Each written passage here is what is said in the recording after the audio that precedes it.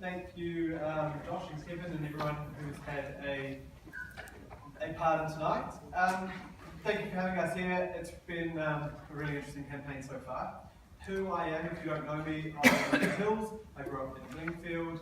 I've been on the Harbour board for 2 terms, and I'm also a youth worker part-time as well, working in hospital mostly. So I'll cover the questions in a roundabout way during my chat. I guess for me, sport in my life has been community-based. I obviously doing politics over sport, but when I was younger, Dad, being a season ticket holder of the Warriors since the 90s and involved in every other sport possible, tried to get me into rugby, so coached me at Kapariki Park, Infield Rugby, Takapuna, Cricket Club, he coached as well, athletics, tried to get into all of them, played for most of primary, but it didn't work out so well for him, but I still go to all the games with him, went over to the NRL Grand Final with him, things like that.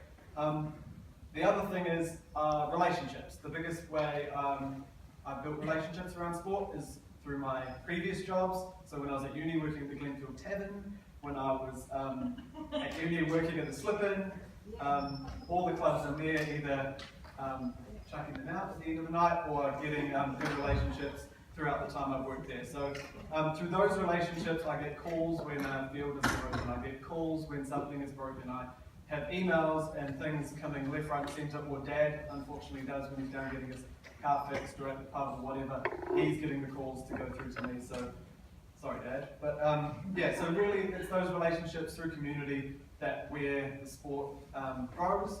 I was also fortunate to be elected on the same team as Kay McIntyre in 2010, who knows everything about sport and funding policies and has told me and talked to me and gone through every bit of funding policy and sports policy and issue across the shore that I could ever imagine and I've ever heard of. So that has been a wealth of information for me, which is fantastic. On the board, I feel like we've done quite a lot of good, especially doing partnerships with our local sports clubs. We've worked with council to upgrade, I think, about 6 or 7 sports fields into new sand fields, which has been great.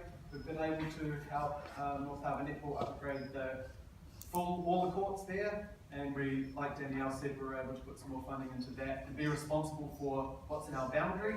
Also, when other codes in other areas that we know are regionally focused, we try to help them out where we can. But we are concerned without that sort of sub-regional group. There could be things missing out. We think the ones in our area are doing okay if they ask, or we can work through it. But there is going to be an issue going forward if we don't have all boards paying into the clubs where their residents come to. Because literally a lot of things are on our boundary, but we often pay for the upgrades, which we don't mind. We figure it out, or Kay works till 3 in the morning on budgets to try and work it out. But yeah, so that will be an issue going forward. Thank you for Hard Sport, for everything you've done. You've come to us, a lot of our codes have come to us.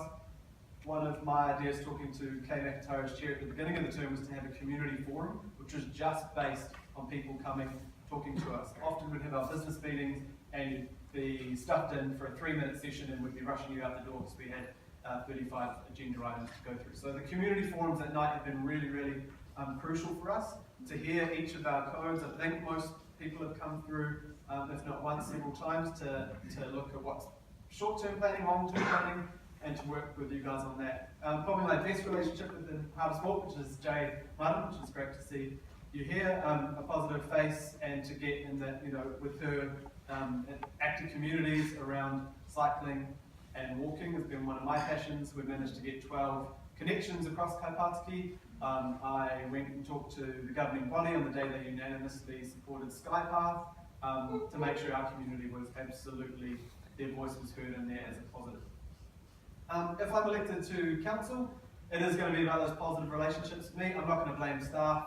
Staff change all the time, that's fine. I'm definitely not blame junior staff, because junior staff are the people who are learning. Often young sports people, like someone like Neil Commentary from Birkenhead United, who used to come to us begging us for money for Birkenhead United when I was having a drink with them on Sunday night as a council staff member who's so proud of his club, but also knows how to navigate that with that area. So that's crucial, those kind of relationships, positive relationships with the local board. So the local board's where it happens. It's not going to be me telling the local boards what to do. They need to be coming to the governing body and saying this is what we need, and then it spreads out. The councillors shouldn't be in there in the community telling the community what to do. It's a regional focus, which does have to be spread across the whole city.